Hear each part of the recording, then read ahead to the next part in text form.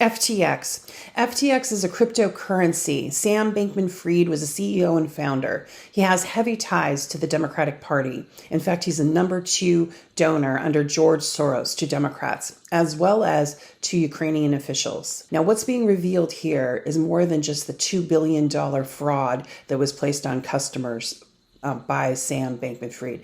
It's that the proxy war that the US and NATO is fighting against Russia via Ukraine is being funded somehow. And this is an example of the corruption. So now, will these Democrats, will these media companies have to give this money back? Now, I noticed in one of the Vox articles, they tried to soften the language saying, well, it wasn't just Democrats that got donated to. It wasn't that much. Well, it was $467 million. That's a lot of money. Plus, that's only a small amount towards the midterm elections. Now, there was a small amount that went to Republicans, but not significant. Again, how much went to Ukraine? How much went to these Ukrainian officials? And will that money have to be given back? And more to the point, all of this is being done and being revealed. Then a distraction happened. It wasn't just a distraction, it was a dangerous one. It was one that could have taken us to World War III.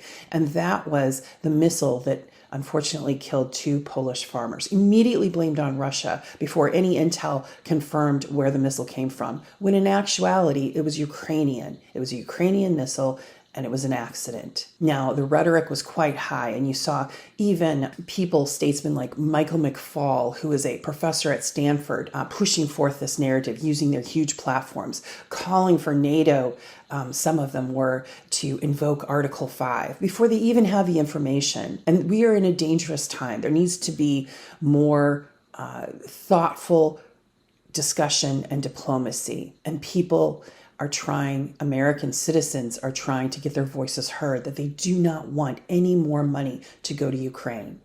Well, now the Republicans have control of the House, and today they have just opened an investigation into Joe Biden, his corruption, and the Biden administration corruption.